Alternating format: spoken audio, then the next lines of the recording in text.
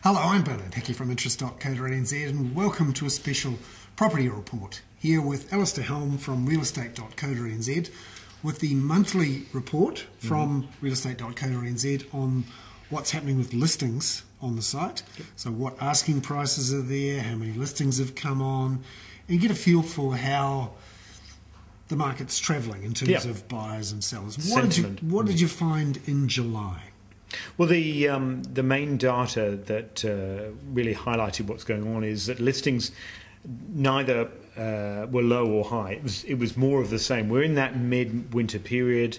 We've got those months of June, July, August, and listings are quiet generally, and they were 1% down seasonally adjusted. So it's not really helping significantly to ease the pressure that exists in certain areas of the country, and it is that polarisation. If you look at the Auckland market, look at the Canterbury market, they're still sitting at incredibly low levels of available inventory.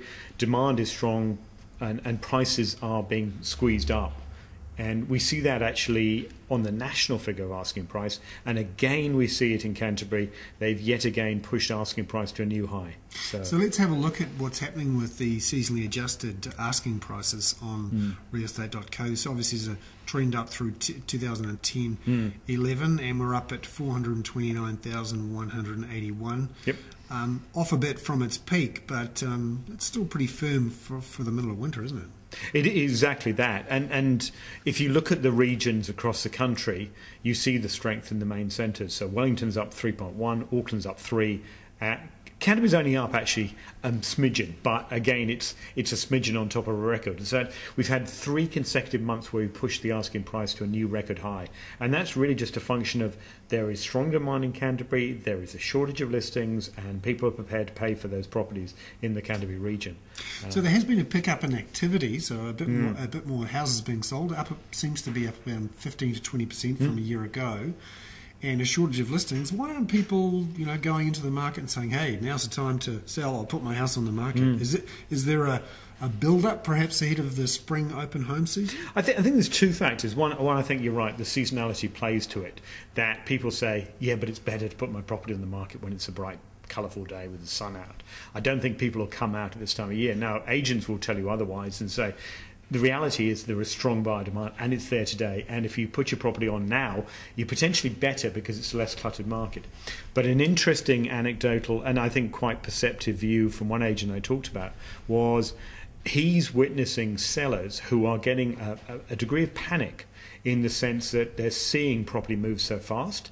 They are intelligent, they know they can sell their property. Their concern is they just can't seem to buy anything, and they don't want to be without a house. And they're actually getting into this almost frightened in the headlights type mentality of, I can't do what I need to do because I'm not sure I can buy what I want and afford to buy what I want, because these auctions seem to be seeing very, very strong demand. And that may not be universal, but it's an interesting insight from one particular agent who I trust the views of very well.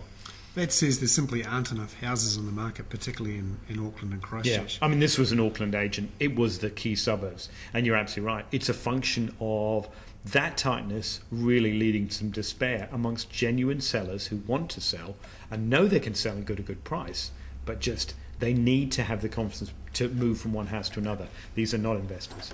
So let's have a look at new property listings. So obviously the last 3 months or so, in the last sort of 4 or 5 months as we've gone into winter, it's come off, and actually it's been pretty solid really for the last couple of years. Not a real pickup in listings. No, I mean it feels like a stuck record, but for over a year now we've been indicating the seller's market. We've been saying that we expect to see listings respond to that.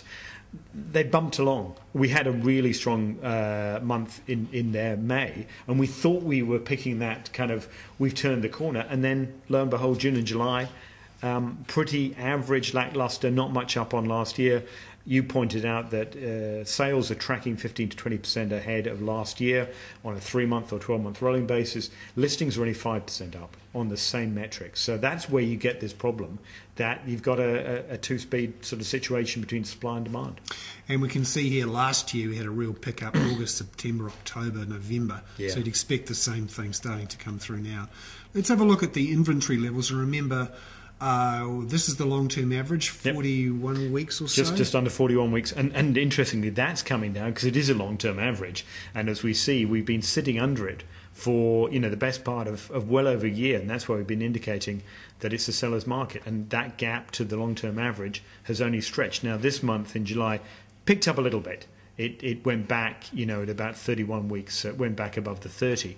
But that 31 compared to 40. So 7 months compared to 9 months. Use that vernacular. And when we're below that long-term average, looks more like a seller's market than a buyer's market. Very much so, yeah. And just looking now at what we're seeing across the country, we're certainly seeing a two-speed market or so with... Those are the asking prices. The asking and certainly, prices. As I say, the major centres, Auckland, Wellington and Canterbury, are all up. Some easing of prices there, West Coast, Nelson, Manawatu, Gisborne. So you do see some mixing of trends there.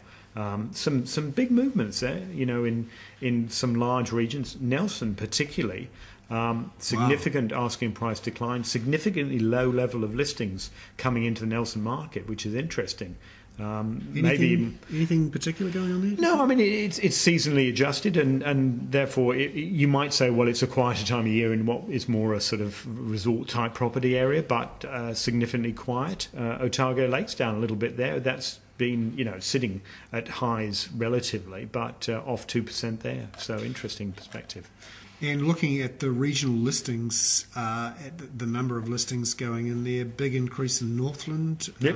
Some green there indicating that increase in listings, but there are highlight then the Nelson in dark blue, 22% down in listings, 165 for the month compared to last year. So you do see this sort of, but the green indicates that listings are good year on year in quite a few of the major regions, Manawatu, Central North Island, Waikato, but go to the inventory as you scroll down there to the next one, and you see the predominance of that darker blue indicating that it's more of a seller's market.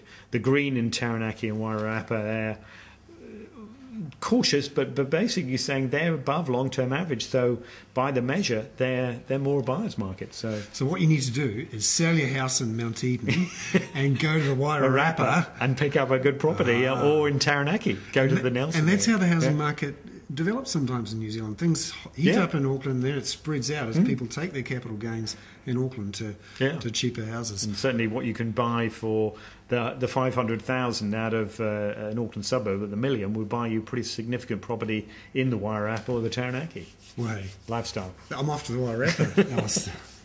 There we have it, another monthly report with Alistair Helm from realestate.co.nz. And you can see more detail in the article underneath this video. I'm Bernard Hickey for interest.co.nz.